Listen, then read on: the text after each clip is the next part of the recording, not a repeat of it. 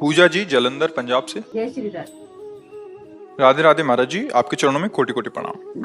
महाराज जी, हमें संत और शास्त्रों से पता लगा है कि सब हरि की इच्छा से होता है, पर फिर भी हमें चिंता और जल्दी क्यों हो जाती है? हम अपने मन को कैसे धैर्य? ये बात वही समझ सकता है जिसका देहाभिमान गलित हो गया है। देहाभिमानी कर्तृत्व भोक्तत्व भाव को प्राप्त होता है, वो ऐसा नहीं देख पाता है। देह भाव में ही तो स्थित हो। देखो ना, मैं स्त्री हूं, मैं पुरुष हूं, मैं कर्ता हूं, मैं भोक्ता हूं, इसी भाव में विचरण कर रहे हो। किस स्थिति में सूत्र लगाया जाता है उसको जानना होगा। अगर आप ऐसी स्थिति में ये सूत्र लगा लेंगे तो आप पापाचरण नहीं रोक पाएंगे। हमारे पहले आचरण तस्मात् शास्त्रम प्रमाणम ते कार्याकार्यो व्यवस्थितो। क्या कार्य है जिसका विधान शास्त्र और गुरुजन आदेश करते हैं, क्या कार्य निषेध है जिसको मना करते हैं शास्त्र गुरुजन, पहले उसके अनुसार आओ, क्योंकि आप अहम में युक्त हो। अहंकार विमूढ़ आत्मा करता हमिति मन्यते, मैं करता हूं। इस अहंकार को पहले ज्ञान के द्वारा या भक्ति के द्वारा इसको हटाओ। भक्ति में समर्पण और ज्ञान में अंतःकरण के ममत्व से हटकर, मतलब स्थूल सूक्ष्म कारण तीनों मेरे स्वरूप नहीं है। जो शुद्ध अहम बचता है वही ब्रह्म है, वही श्री कृष्ण है। अब देहाभिमानी जीव करते हैं मनमानी और कहते भगवान की इच्छा के बिना पत्ता भी नहीं हिल सकता, फिर मुझे क्यों दंड मिलता है? भगवान के श्रीमुख के वचन पढ़ो, अवश्यमेव भोक्तव्यम कृतम कर्म शुभाशुभम।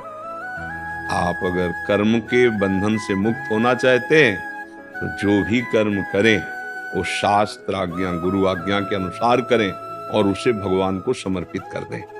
ये तो सर्वाणि कर्माणि मयि सन्न्यस्य मत्परः। जितने कर्म हैं यत् करोषि भगवान को अर्पण करने के लिए पवित्र विचार, पवित्र आचरण। ये अब मनमानी आचरण करे हो, फिर ये बातें आजकल यही हो रहा है कि चित्त का निरंतर भगवदाकार रहना बहुत कठिन हो रहा है। बातें सब वही शास्त्र में लिखी दिव्य, तो उनको हम कह करके सम्मान आदि प्राप्त करके ऐसा मान लेते हैं यही उपलब्धि है।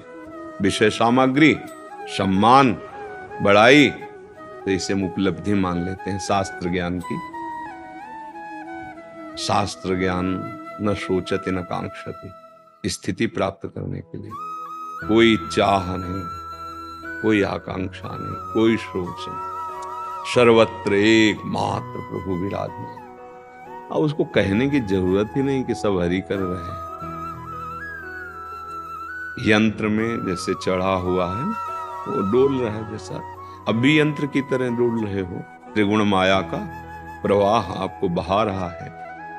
अहम प्रभु में समर्पित करने पर त्रिगुणातीत जो हमारा स्वरूप है उसका बोध हो जाता है। तो वो क्रियाओं का देख रहा है, सब हो रही जैसे तुम्हारे शरीर से हो रहे, इस शरीर से हो रही। न वो करता है न भोगता है, जीवन मुक्त महापुरुष हो। ये गूढ़ विषय है। पहले गुरुदेव की शरण में होकर उनके प्रदत्त नाम मंत्र उपदेश को श्रद्धा विश्वास के साथ बहुत काल तक, दीर्घ काल, निरंतर सत्कार सेवितो दृढ़ भूमि, निरंतर लगे रहो। अच्छे कर्म करो, नाम जप करो, भगवत लीला गुणगान कथन करो, श्रवण करो, दूसरों का हित करो, अंतःकरण पवित्र हो, तो फिर आपको परिचय प्राप्त हो जाएगा कि भगवान के सिवा और कुछ है ही नहीं। मैं वही श्री कृष्ण है, मत्ता परतरम नान्यत किंचिदस्ति धनंजय।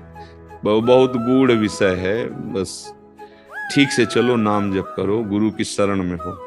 गुरुदेव की कृपा से ही सब बात बनती है। भगवान गुरु रूप से विविध संतों का रूप धारण किए।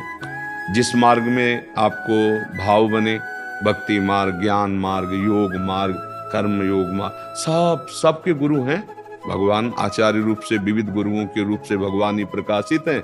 जिस मार्ग निराकार साकार द्वैत अद्वैत जो भाव बने, गुरु के चरण पकड़ लो, उनके वचन मान लो, चल दो, निकल जाओगे। मानी संख्या से सवाल हल हो जाएगा। एक जगह मान लो गुरु साक्षात परब्रह्म, अब वहां दोष दृष्टि तुम्हारी ना होने पावे तो यही दृष्टि फैल जाएगी तो अद्वेष्टा सर्वभूतानाम, समस्त भूतों में निर्दोष दृष्टि अर्थात भगवत दृष्टि। अब महात्मा और परमात्मा एक ही हो गया, कोई इसमें भेद नहीं रह गया। अभी तो देहाभिमानी जीव हैं, तो अभी पहले विधि निषेध में रहकर खूब नाम जप करें, जो निषेध है उसका त्याग करें, जो विधि है उसके अनुसार चले। अब ये कोई चल ही नहीं रहा है, कोई बिरले चल रहा है, नहीं निषेध कहाँ समझ पा रहे हैं। अब निषेध ही निषेध हो रहा है, अगर त्याग हो रहा है तो विधि का त्याग हो रहा है, स्वीकृति हो रही तो निषेध की हो रही नहीं। जो आपको खाना नहीं चाहिए, जो पीना नहीं चाहिए, जो नहीं करना चाहिए, जो देखना नहीं चाहिए, जो बोलना नहीं चाहिए, वही आप कर रहे हैं। जो करना चाहिए उसका त्याग कर रहे हैं, और जो नहीं करना चाहिए उसे आप स्वीकार कर रहे हैं। अब आपकी दशा क्या होगी? भगवत आज्ञा के विरुद्ध चलने वाले को त्रिभुवन में कहीं भी शांति नहीं प्राप्त हो सकती, सुख नहीं प्राप्त हो सकता। इसलिए अच्छे आचरण करने के लिए मनुष्य जन्म मिला है, भगवत चिंतन करने के लिए मिला है। शरीर इंद्रियां जो भोगों में आसक्त हैं, जिनके हम गुलाम बन चुके हैं, इनसे मुक्त होने के लिए अवसर मिला है। अब समझ जाए तो समझ जाए, नहीं तो कभी ना कभी तो समझ आएगी।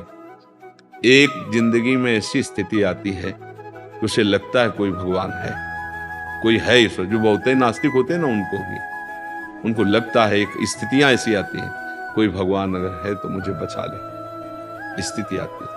वो स्थिति का है इंतजार करो, पहले स्वीकार कर लो संतों के वचनों से कि वो है, वो हमारी आत्मा है, वो हमारा स्वरूप है, वो हमारा प्राण है, वो हमारा प्रीतम है, वो मालिक है, ईश्वर जो सखा है। जो भी भाव चाहो उनको स्वीकार करके नाम जप करते हुए, तब आपको पता चलेगा जो है ना कि हरि की इच्छा के बिना कुछ नहीं। अपनी इच्छा को पहले मिटाओ, तब हरि इच्छा का परिचय मिलेगा। अभी तो आप अपनी इच्छा में और फिर दोषारोपण को हरि इच्छा का नाम दे देते हैं। तो भगवान की इच्छा से नरक का निर्माण हुआ है, भगवान की इच्छा से बड़े बड़े रोगों का निर्माण हुआ है, भगवान की इच्छा से शासन प्रशासन है। फिर जो दुर्गति होगी तो अब आनंद लो, भी तो भगवान की इच्छा है। आवागमन के चक्र में फंसे रहो, वो भी भगवान की इच्छा है। बहुत सावधान, कहीं अज्ञान के द्वारा वासनाओं को हम भगवान की इच्छा न मान ले। भगवान की आज्ञा है, तस्मात् शास्त्रम प्रमाणम थे।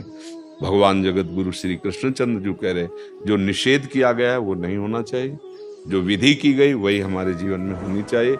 क्या विधि है, क्या निषेध है, इसके लिए सत्संग सुनो, शास्त्र स्वाध्याय करो, महापुरुषों के वचनों से पता चल जाएगा। अंतर्मुख हो तो आपके हृदय में गुरुदेव उपदेश देते हैं, ये मत करो।